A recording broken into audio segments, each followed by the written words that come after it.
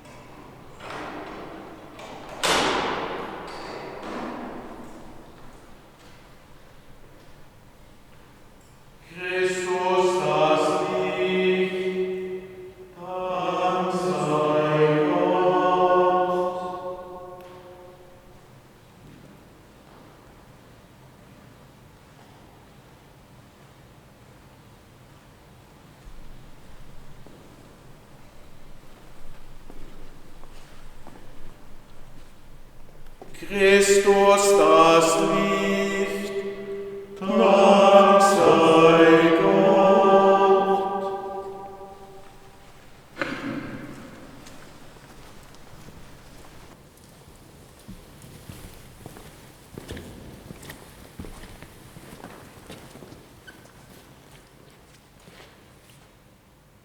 Christus, das Licht, Dank sei Gott.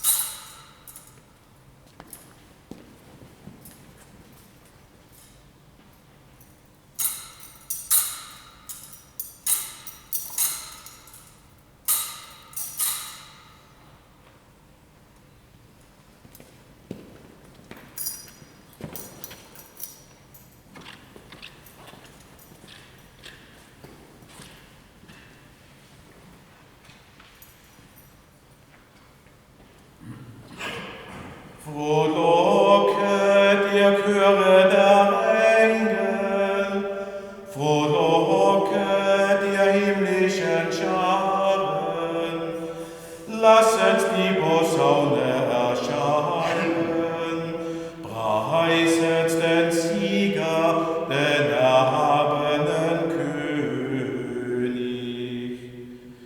Lob singe, du Erde, überstrahlt vom Glanz aus der Höhe. Licht des großen Königs umleuchtet dich. Siehe, geschwunden ist aller Orten das Dunkel.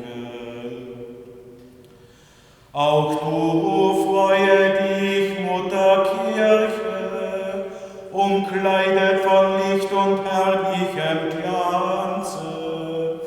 Töne wieder, heilige Halle, Töne von des Volkes mächtigem Jubel. Erhebet die Herzen, wir haben sie beim Herrn. Lasset uns danken dem Herrn, unserem Gott. Das ist würdig und recht. In Wahrheit ist es würdig und recht, den verborgenen Gott, den allmächtigen Vater, mit aller Glut des Herzens zu rühmen und seinen eingeborenen Sohn, unseren Herrn Jesus Christus, mit jubelnder Stimme zu preisen. Er hat für uns beim ewigen Vater Adams Schuld bezahlt, uns den Schuldbrief ausgelöscht mit seinem Blut, das er aus Liebe vergossen hat. Gekommen ist das heilige Osterfest, an dem das wahre Lamm geschlachtet ward, dessen Blut die Türen der Gläubigen heiligt und das Volk bewahrt vor Tod und Verderben. Dies ist die Nacht, die unsere Väter, die Söhne Israels, aus Ägypten befreit und auf trockenem Pfad durch die Fluten des Roten Meeres geführt hat. Dies ist die Nacht, in der die leuchtende Säule das Dunkel der Sünde vertrieben hat. Dies ist die Nacht, die auf der ganzen Erde alle, die an Christus glauben, scheidet von den Lastern der Welt, dem Elend der Sünde entreißt, ins Reich der Gnade heimführt und einfügt in die heilige Kirche.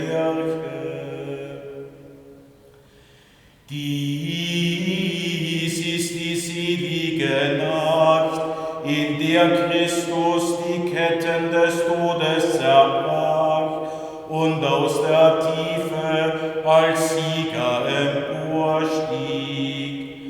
Wahrhaftig umsonst wären wir geboren, hätte uns nicht der Erlöser gerettet. O unfassbare Liebe des Vaters, um den Knecht zu erlösen, gabst du den Sohn dahin. O wahrhaft heilbringendes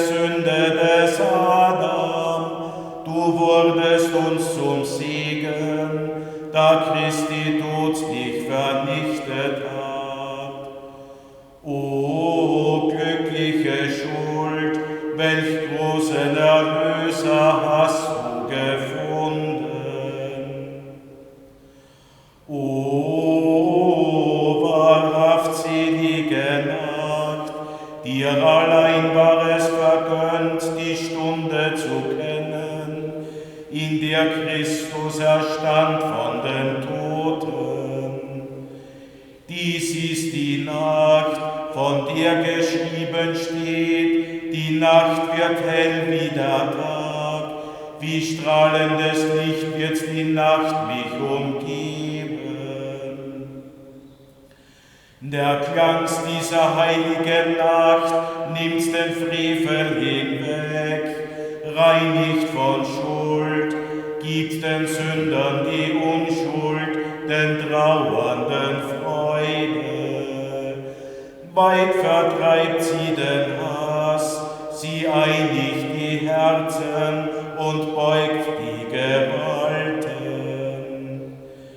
In dieser gesegneten Nacht, heiliger Vater, nimm das Abendopfer unseres Lobes, nimm diese Kerzen entgegen als unsere festliche Gabe.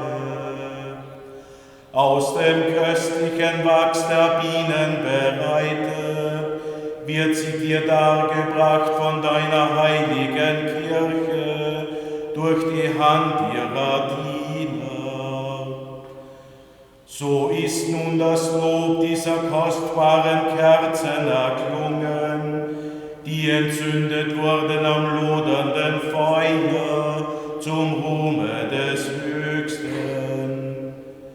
Wenn auch ihr Licht sich in die Runde verteilt hat, so verlor es doch nichts von der Kraft seines Glanzes. Denn die Flamme wird genährt vom schmelzenden Wachs, das der Fleiß der Bienen für diese Kerzen bereitet hat.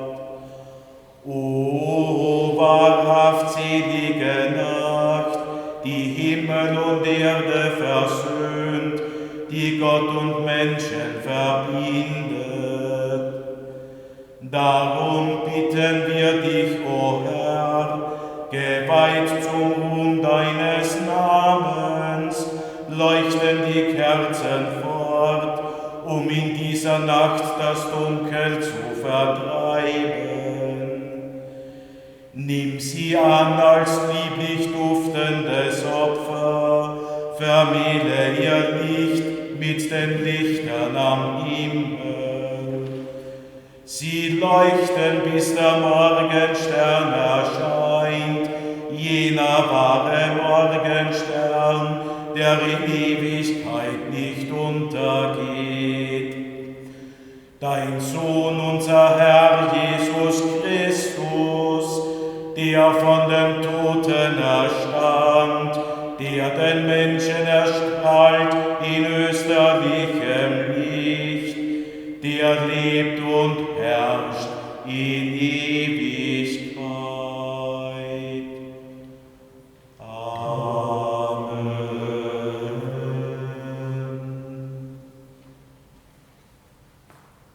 Wir haben jetzt diesen Gottesdienst feierlich eröffnet, auch stellvertretend für die anderen Pfarrer in unserem Pfarrverband. Das wird auch deutlich durch die Osterkerzen aus jenen Pfarren, in denen heute keine Osternacht gefeiert werden kann. Wir wollen aufmerksam das Wort Gottes hören. Die Lesungen verkünden uns, wie sich Gott von Anfang an des Menschen angenommen und sein Volk geführt hat und wie er zuletzt seinen Sohn als Erlöser gesandt hat. Durch seinen Tod und seine Auferstehung hat Christus uns das neue Leben geschenkt.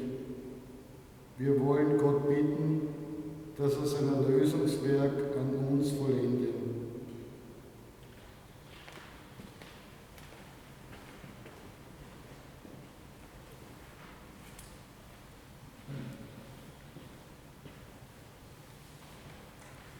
Gott sah alles an, was er gemacht hatte.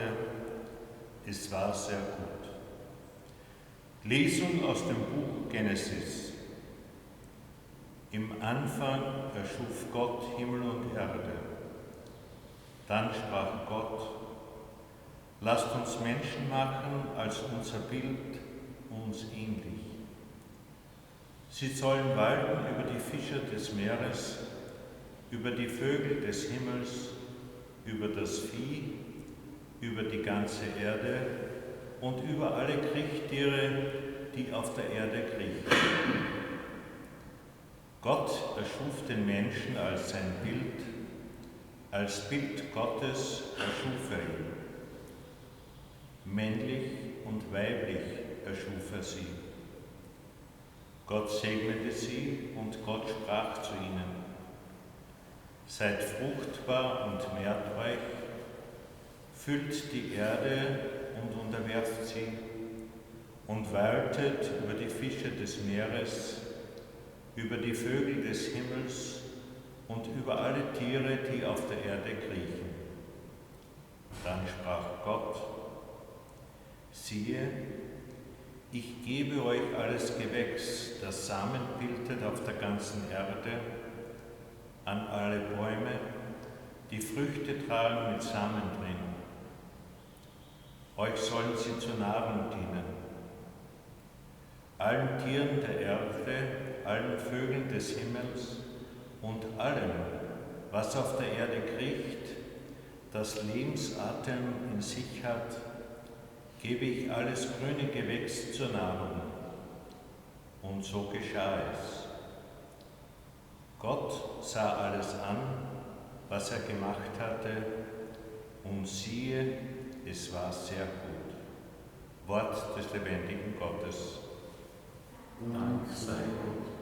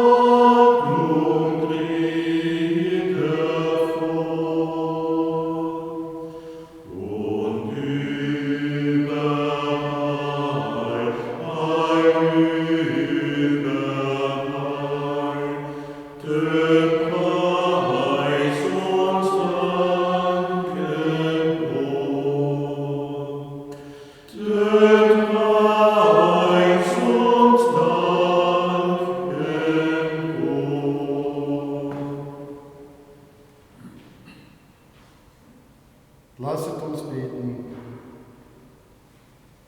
Allmächtiger Gott, du hast den Menschen wunderbar erschaffen und noch wunderbarer erlöst. Hilf uns, den Verlockungen der Sünde durch die Kraft des Geistes zu widerstehen, damit wir zu den ewigen Freuden gelangen. Darum bitten wir durch Christus, unseren Herrn. Amen.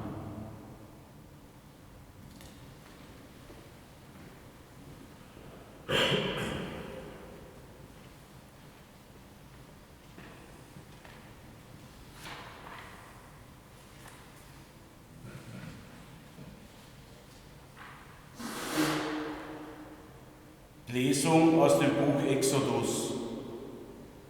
In jenen Tagen, als die Israeliten sahen, dass die Ägypter ihnen nachrückten, erschraken sie sehr und schrien zum Herrn. Da sprach der Herr zu Mose: Was schreist du zu mir? Sag den Israeliten, sie sollen aufbrechen. Und du heb deinen Stab hoch, streck deine Hand über das Meer und spalte es, damit die Israeliten auf trockenem Boden in das Meer hineinziehen können. Ich aber will das Herz der Ägypter verhärten, damit sie hinter ihnen hineinziehen. So will ich an Pharao und an seiner ganzen Streitmacht, an seinen Streitwagen und Reitern meine Herrlichkeit erweisen. Die Ägypter sollen erkennen, dass ich der Herr bin, wenn ich am Pharao, an seinen Streitwagen und Reitern meine Herrlichkeit erweise. Der Engel Gottes, der den Zug der Israeliten anführte, brach auf und ging nach hinten, und die Wolkensäule brach auf und stellte sich hinter sie. Sie kam zwischen das Lager der Ägypter und das Lager der Israeliten. Die Wolke war da und Finsternis und Blitze erhellten die Nacht. So kamen sie die ganze Nacht einander nicht näher. Mose streckte seine Hand über das Meer aus, und der Herr trieb die ganze Nacht das Meer durch einen starken Ostwind fort. Er ließ das Meer austrocknen, und das Wasser spaltete sich. Die Israeliten zogen auf trockenem Boden ins Meer hinein, während rechts und links von ihnen das Wasser wie eine Mauer stand. Die Ägypter setzten ihnen nach, alle Pferde des Pharao, seine Streitwagen und Reiter zogen hinter ihnen ins Meer hinein. Um die Zeit der Morgenwache blickte der Herr aus der Feuer- und Wolkensäule auf das Lager der Ägypter und brachte es in Verwirrung. Er hemmte die Räder an ihren Wagen und ließ sie nur schwer vorankommen. Da sagte der Ägypter: Ich muss vor Israel fliehen, denn der Herr kämpft auf ihrer Seite gegen Ägypten. Darauf sprach der Herr zu Mose: Streck deine Hand über das Meer, damit das Wasser zurückflutet und den Ägypter seine Wagen und Reiter zudeckt. Mose streckte seine Hand über das Meer, und gegen Morgen flutete das Meer an seinen alten Platz zurück, während die Ägypter auf der Flucht ihm entgegenliefen. So trieb der Herr die Ägypter mitten ins Meer. Das Wasser kehrte zurück und bedeckte Wagen und Reiter, die ganze Streitmacht des Pharao, die den Israeliten ins Meer nachgezogen war. Nicht ein einziger von ihnen blieb übrig. Die Israeliten aber waren auf trockenem Boden mitten durch das Meer gezogen, während rechts und links von ihnen das Wasser wie eine Mauer stand. So rettete der Herr an jenem Tag Israel aus der Hand der Ägypter. Israel sah die Ägypter tot am Strand liegen. Als Israel sah, dass der Herr mit mächtiger Hand an den Ägyptern gehandelt hatte, fürchtete das Volk den Herrn. Sie glaubten an den Herrn und an Mose, seinen Knecht. Damals sang Mose mit den Israeliten dem Herrn dieses Lied. Sie sagten: Ich singe dem Herrn ein Lied, denn er ist hoch und erhaben. Ross und Reiter warf er ins Meer. Wort des lebendigen Gottes. Dank sei Gott.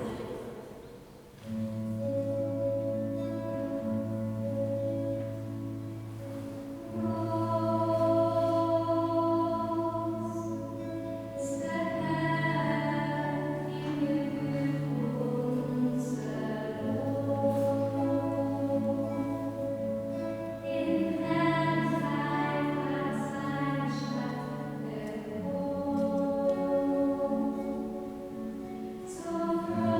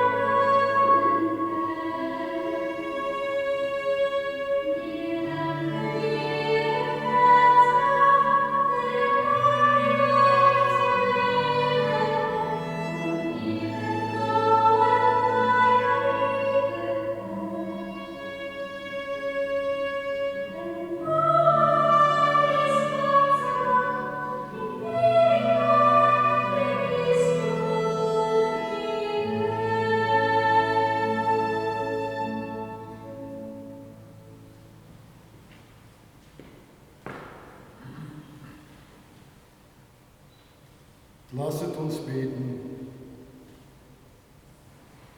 Gott, deine uralten Wunder leuchten noch in unseren Tagen.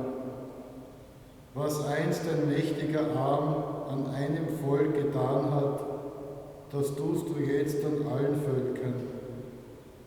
Einst hast du Israel aus der Knechtschaft des Pharao befreit und durch die Fluten des Roten Meeres geführt. Nun aber führst du alle Völker durch das Wasser der Taufe zur Freiheit. Gib, dass alle Menschen Kinder Abrahams werden und zur Würde des auserwählten Volkes gelangen. Darum bitten wir durch Christus, unseren Herrn. Amen.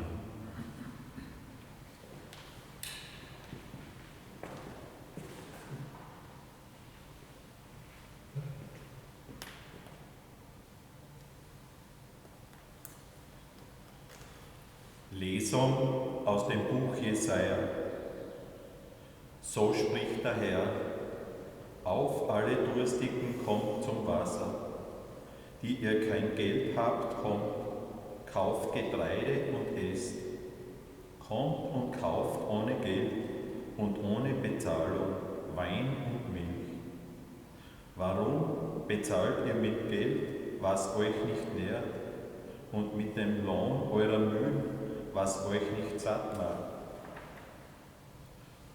Hört auf mich, dann bekommt ihr das Beste zu essen und könnt euch laben an fetten Speisen. Neigt euer Ohr und kommt zu mir, hört, ihr werdet aufleben. Ich schließe mit euch einen ewigen Bund. Die Erweise der Huld für David sind beständig. Siehe, ich habe ihn zum Zeugen für die Völker gemacht, zum Fürsten und Gebieter der Nationen. Siehe, eine Nation, die du nicht kennst, wirst du rufen, und eine Nation, die dich nicht kannte, eilt zu dir. Um den Herrn, deines Gottes, des heiligen Israels willen, weil er dich herrlich gemacht hat. Sucht den Herrn, er lässt sich finden. Ruft ihn an, er ist nah. Der Frevler soll seinen Weg verlassen, der Übeltäter seine Pläne. Er kehre um zum Herrn, damit er Erbarmen mit ihm und zu unserem Gott, denn er ist groß im Verzeihen. Meine Gedanken sind nicht eure Gedanken, und eure Wege sind nicht meine Wege. Spruch des Herrn. So hoch der Himmel über der Erde ist, so hoch erhaben sind meine Wege über eure Wege und meine Gedanken über eure Gedanken. Denn wie der Regen und der Schnee vom Himmel fällt und nicht dorthin zurückkehrt, ohne die Erde zu tränken und sie zum Keimen und Sprossen zu bringen, dass sie dem Seemann Samen gibt und Brot zum Essen, so ist es auch mit dem Wort, das meinen Mund verlässt. Es kehrt nicht leer zu mir zurück, ohne zu bewirken, was ich will, und das zu erreichen, wozu ich es ausgesandt hatte. Wort des lebendigen Gottes. Dank sei Gott.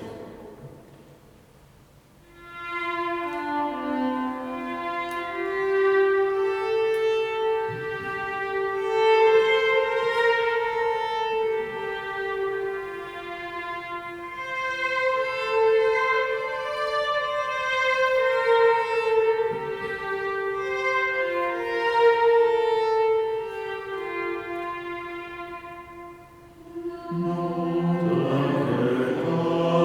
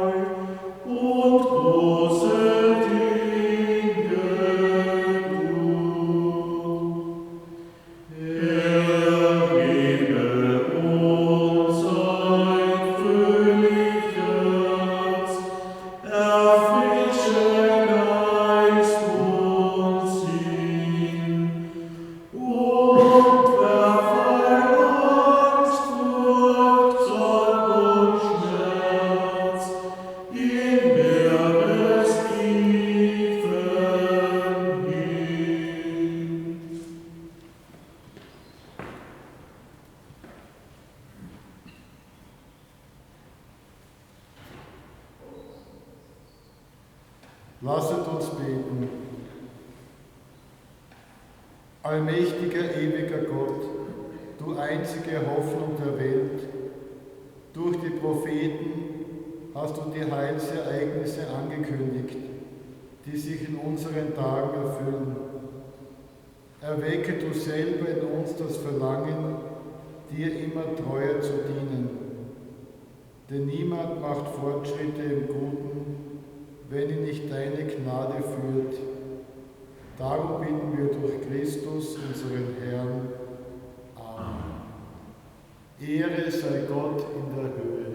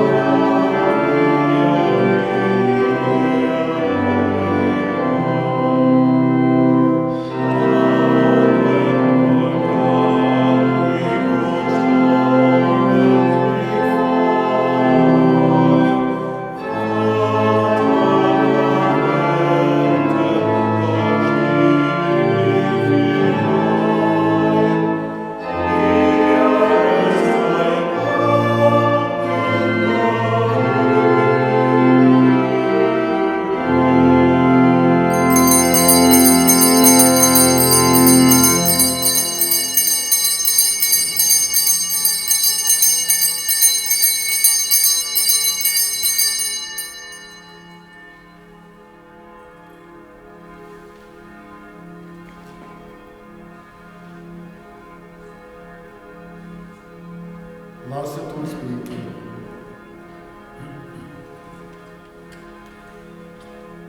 Herr unser Gott, durch die Schriften des Alten und des Neuen Bundes führst du uns ein in das Geheimnis dieser heiligen Nacht.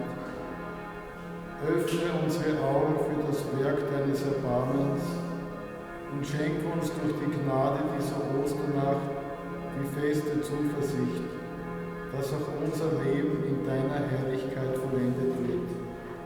Darum bitten wir durch Christus, unseren Herrn. Amen.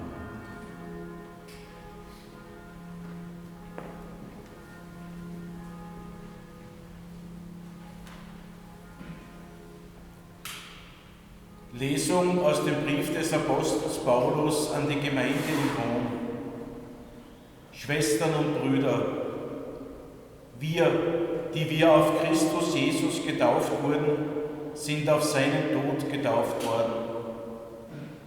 Wir wurden ja mit ihm begraben, durch die Taufe auf den Tod, damit auch wir, so wie Christus, durch die Herrlichkeit des Vaters von den Toten auferweckt wurde, in der Wirklichkeit des neuen Lebens wandeln. Wenn wir nämlich mit der Gestalt seines Todes verbunden wurden, dann werden wir es auch mit der seiner Auferstehung sein. Wir wissen doch, unser alter Mensch wurde mitgekreuzigt, damit der von der Sünde beherrschte Leib vernichtet werde, so dass wir nicht mehr Sklaven der Sünde sind. Denn wer gestorben ist, der ist frei geworden von der Sünde. Sind wir nun mit Christus gestorben, so glauben wir, dass wir auch mit ihm leben werden. Wir wissen, dass Christus von den Toten auferweckt nicht mehr stirbt. Der Tod hat keine Macht mehr über ihn. Denn durch sein Sterben ist er ein für alle Mal gestorben für die Sünde. Sein Leben aber lebt er für Gott. So begreift auch ihr euch als Menschen, die für die Sünde tot sind, aber für Gott leben in Christus Jesus. Wort des lebendigen Gottes. Dank sei Gott. Halleluja, Halleluja, Halleluja, Halleluja,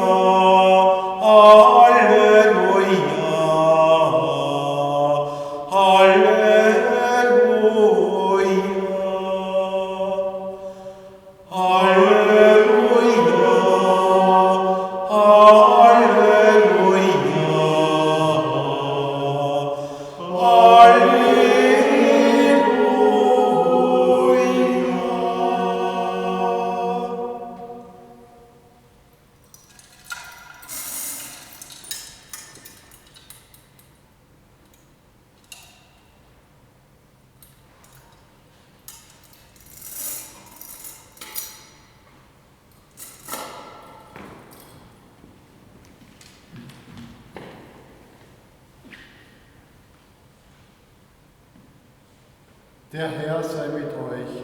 Und mit deinem Geiste. Aus dem heiligen Evangelium nach Matthäus. Ehre sei dir, Herr.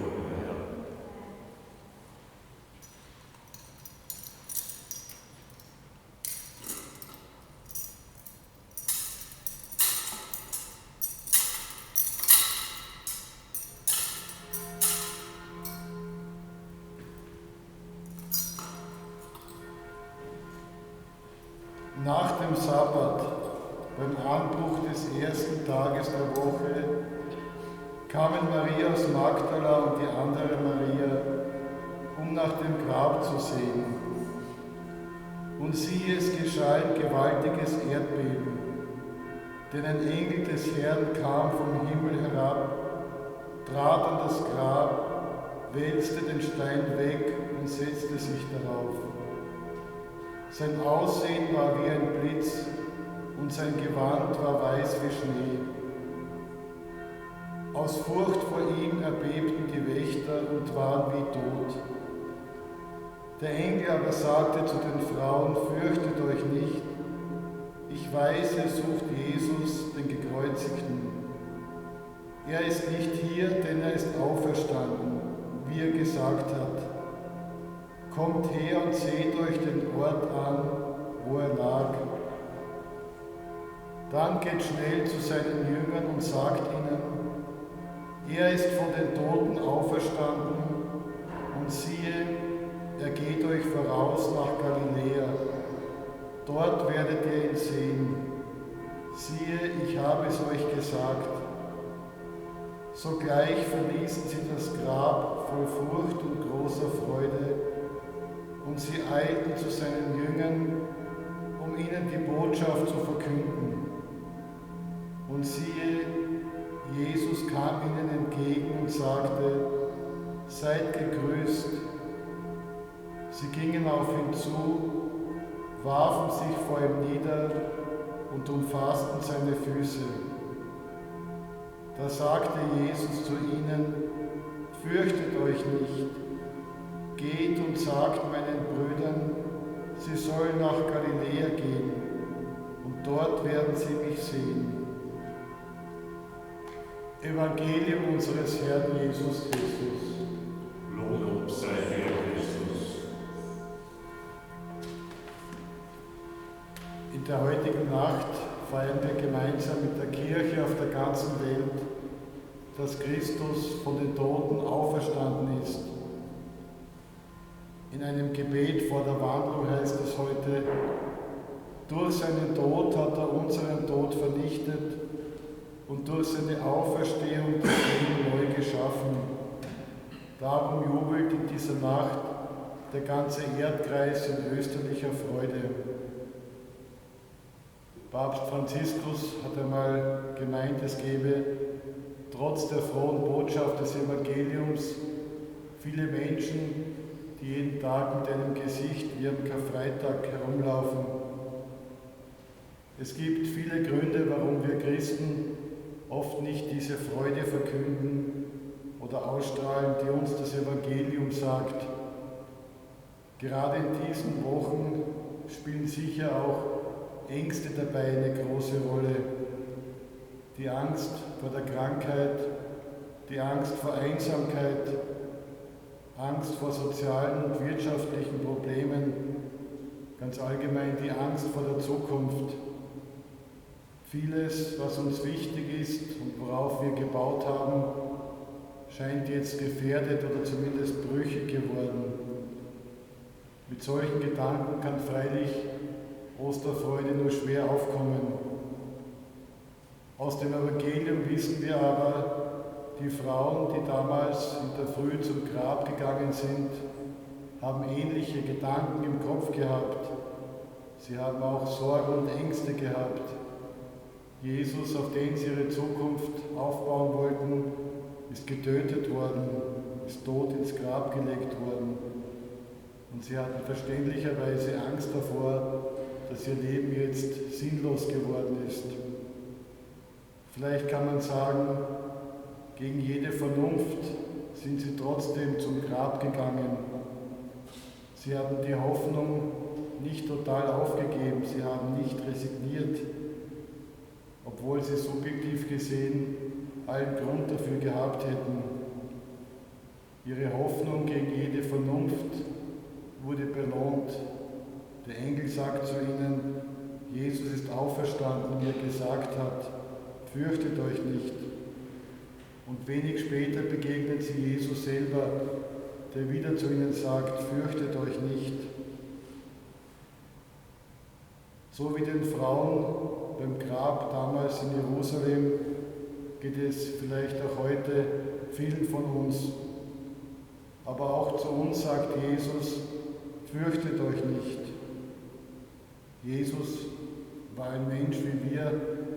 Er kennt unsere Ängste und Sorgen und er selber hat Angst gehabt vor seinem Leiden, hat, also berichtet die Heilige Schrift, im Garten Gethsemane Blut geschwitzt. Aber Jesus musste diese Angst durchleben. Er hat sie durchlebt und er hat sie besiegt und bezwungen. Und er hat die Angst auch für uns bezwungen und besiegt. Darum sagt Jesus heute auch zu uns, fürchtet euch nicht. Das letzte Wort haben nicht unsere Ängste und Sorgen, sondern das letzte Wort hat Gott. Und dieses Wort, das Gott zu uns sagt, heißt Zukunft und Leben. Im 1. Petrusbrief heißt es, werft alle Sorge auf den Herrn, denn er kümmert sich um euch. Es ist die persönliche Beziehung zu Jesus, die uns das nicht nur hören lässt, sondern auch glauben lässt. An dieser persönlichen Beziehung müssen wir als Christen jeden Tag arbeiten. Nur dann kann uns die echte Osterfreude wirklich durch unser ganzes Leben begleiten. Amen.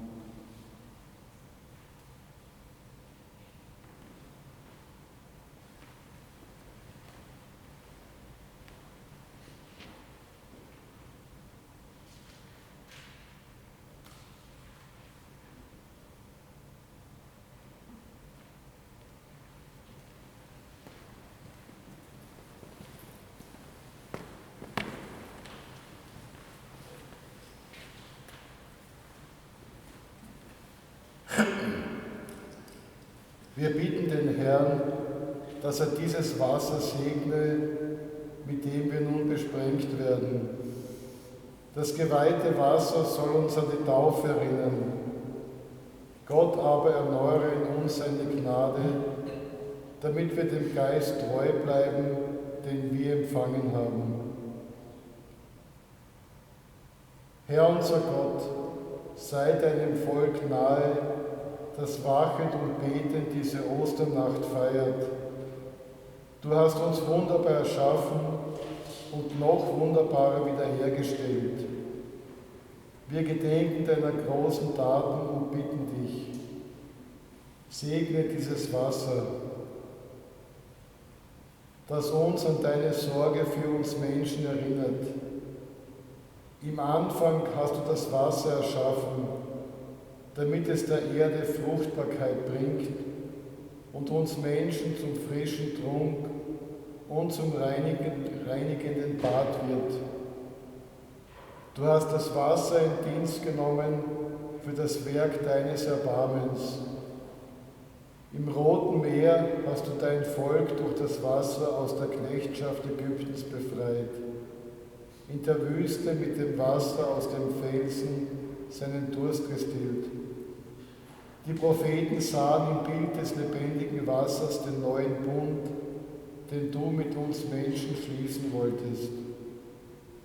Durch das Wasser, das Christus im Jordan geheiligt hat, reinigst du im Bad der Taufe den sündigen Menschen und schenkst ihm das neue Leben deiner Kinder. Darum sei dieses Wasser eine Erinnerung an unsere Taufe. Es vereinige uns in österlicher Freude mit unseren Brüdern und Schwestern, die in dieser heiligen Nacht getauft werden, und mit allen, die aus dem Wasser und dem Heiligen Geist wiedergeboren sind, zum ewigen Leben. Darum bitten wir durch Christus, unseren Herrn. Amen.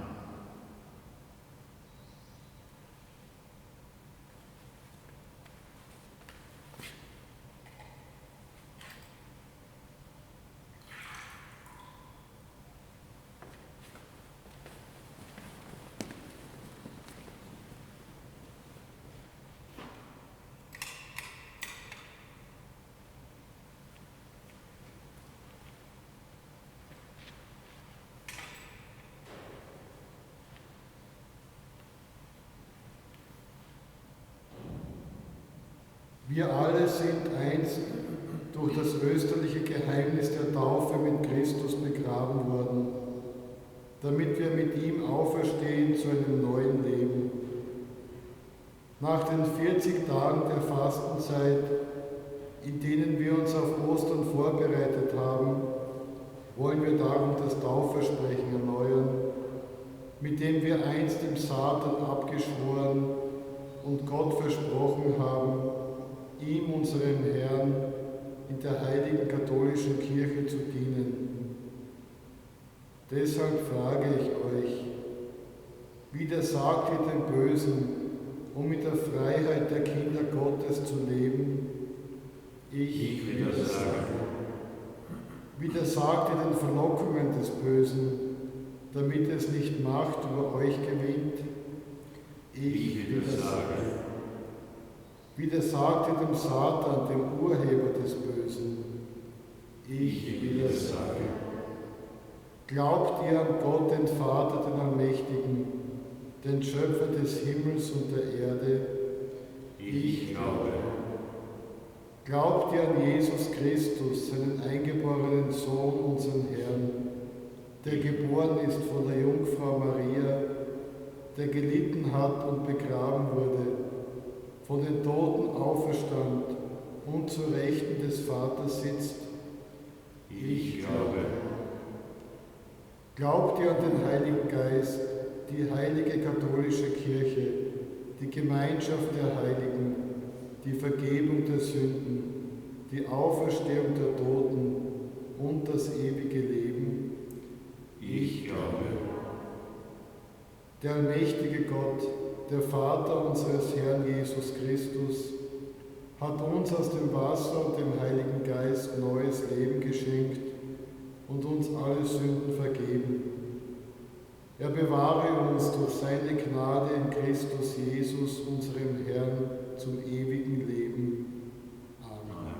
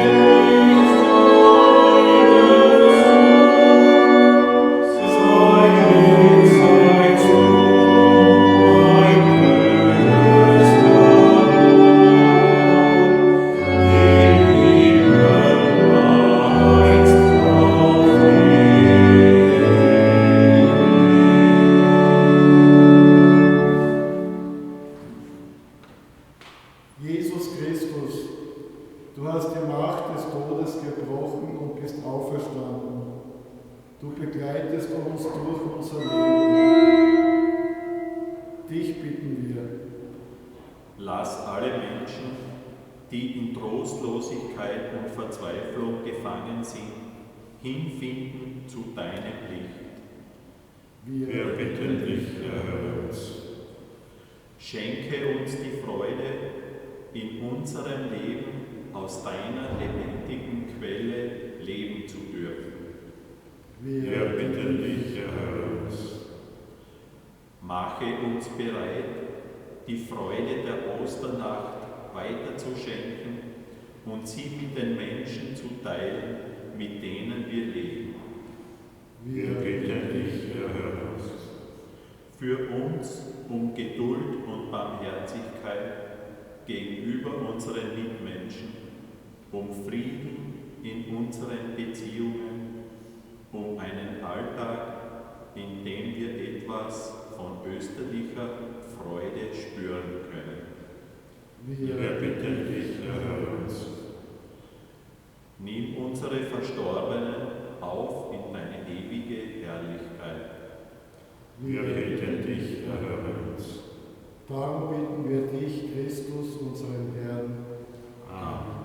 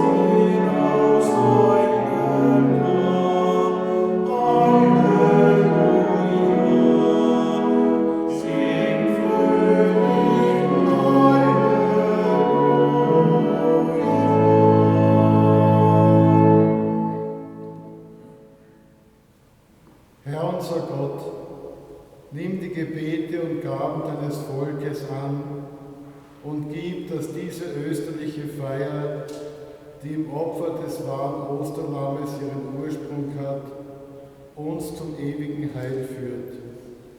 Darum bitten wir durch Christus, unseren Herrn.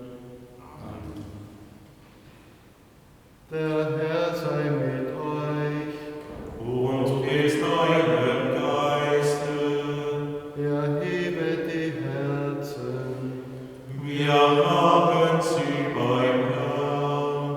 Lasset uns danken dem Herrn, unserem Gott. Das ist würdig und recht.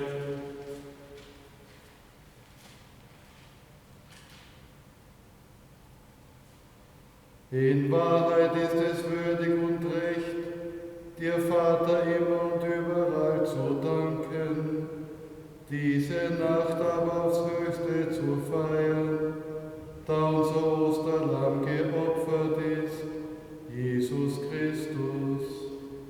Denn er ist das wahre Lamm, das die Sünde der Welt hinwegnimmt. Durch seinen Tod hat er unseren Tod vernichtet und durch seine Auferstehung das Leben neu geschaffen. Darum jubelt in dieser Nacht der ganze Erdkreis in österlicher Freude. Darum preisen dich die himmlischen Mächte und die Chöre der Engel und singen das Lob deiner Herrlichkeit.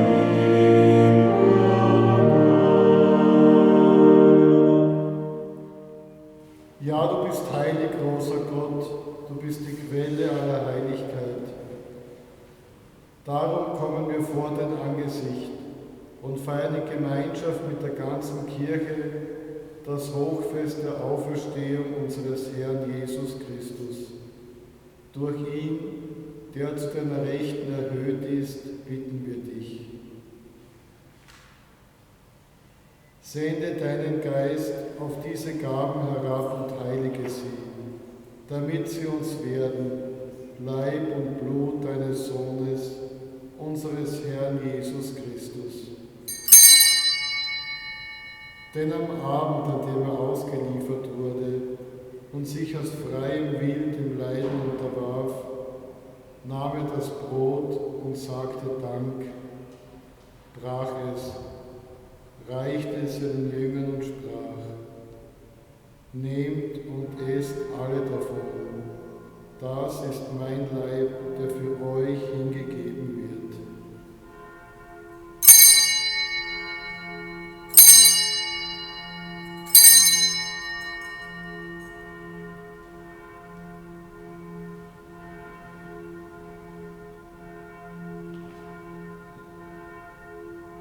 Ebenso nahm er nach dem Mahl den Kelch, dankte wiederum, reichte ihn seinen Jüngern und sprach: Nehmt und trinkt alle daraus, das ist der Kelch des neuen und ewigen Bundes, mein Blut, das für euch und für alle vergossen wird, zur Vergebung der Sünden.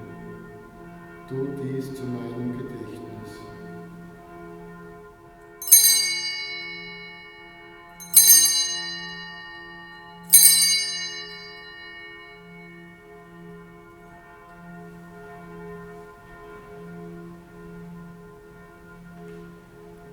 Geheimnis des Glaubens.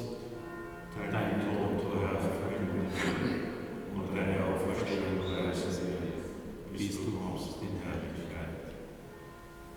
Darum, gütiger Vater, feiern wir das Gedächtnis des Todes und der Auferstehung deines Sohnes und bringen dir so das Brot des Lebens und den Kelch des Heiles dar. Wir danken dir, dass du uns berufen hast, vor dir zu stehen und dir zu dienen. Wir bitten dich, schenke uns Anteil an Christi Leib und Blut und lass uns eins werden durch den Heiligen Geist. Gedenke deiner Kirche auf der ganzen Erde und vollende dein Volk in der Liebe, vereint mit unserem Papst Franziskus, unserem Bischof Wilhelm und allen Bischöfen, unseren Priestern und Diakonen und mit allen, die zum Dienst in der Kirche bestellt sind. Gedenke aller unserer Brüder und Schwestern, die entschlafen sind in der Hoffnung, dass sie auferstehen. Nimm sie und alle, die in deiner Gnade aus dieser Welt geschieden sind, in dein Reich auf, wo sie dich schauen von Angesicht zu Angesicht. Vater, erbarme dich über uns alle, damit uns das ewige Leben zuteil wird.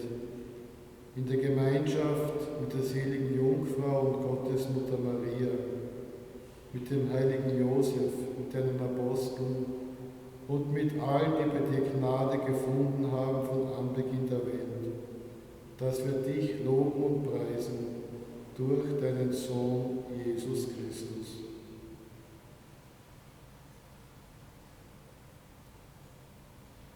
Durch ihn und mit ihm und in ihm ist dir Gott, allmächtiger Vater, in der Einheit des Heiligen Geistes, alle Herrlichkeit und Ehre, jetzt und in Ewigkeit.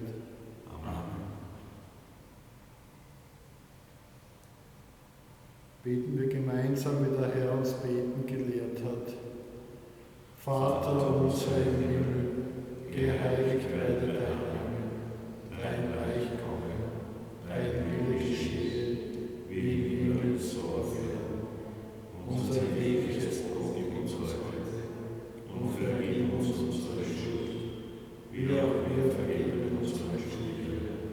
Und führe uns nicht in Versuchung, sondern erlöse uns von dem Bösen. Erlöse uns, Herr allmächtiger Vater, von allem Bösen und gib Frieden in unseren Tagen. Komm uns zu Hilfe mit deinem Erbarmen und bewahre uns vor Verwirrung und vor Sünde, damit wir voll Zuversicht das Kommen unseres Erlösers, Jesus Christus, erwarten. Denn dein ist das Reich und die Kraft und die Herrlichkeit in Ewigkeit. Amen. Am Ostertag trat Jesus in die Mitte seiner Jünger und sprach den Friedensgruß. Darum bitten wir. Herr Jesus Christus, du Sieger über Sünde und Tod, schau nicht auf unsere Fehler und Sünden. Schau auf den Glauben deiner Kirche und schenke nach deinem Willen Einheit und Frieden. Der Friede des Herrn sei allezeit mit euch. Und mit deinem Geiste.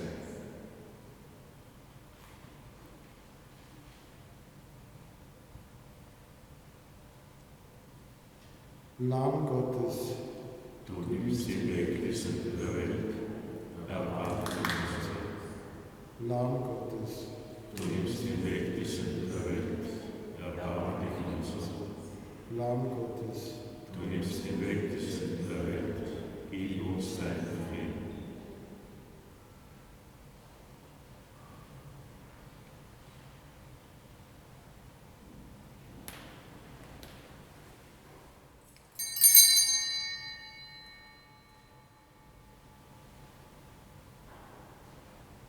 seht das Lamm Gottes, es nimmt hinweg die Sünde der Welt. Herr, ich bin nicht würdig, dass du eingehst unter mein Dach, aber sprich nur ein Wort, so wird mein Seele gesund.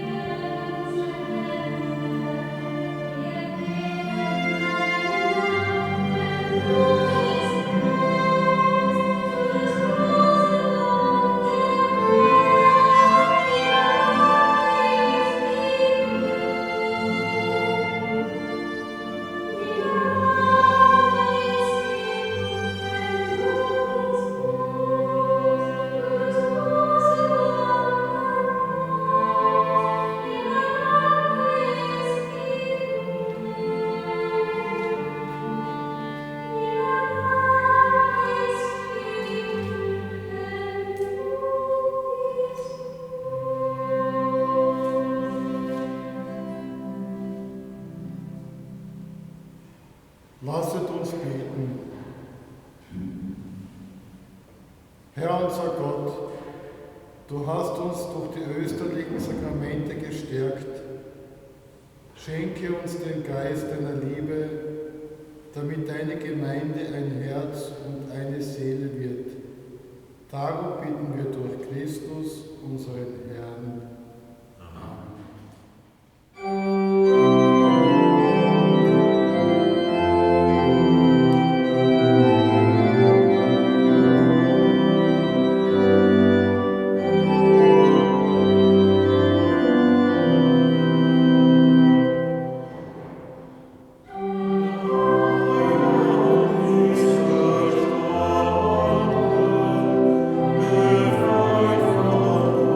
First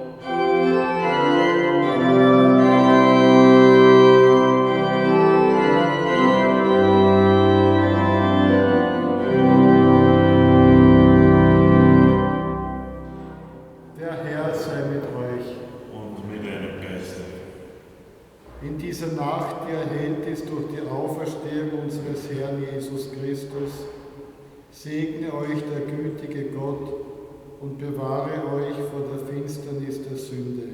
Amen. In Christus haben wir Anteil am ewigen Leben.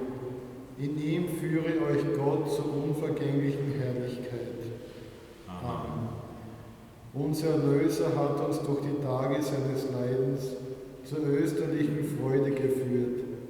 Er geleite euch alle Tage des Lebens bis zu jener Osterfreude, die niemals endet. Amen. Das gewähre euch der dreieinige Gott, der Vater, der Sohn und der Heilige Geist. Amen. Geht hin in Frieden. Dank sei Gott dem Herrn.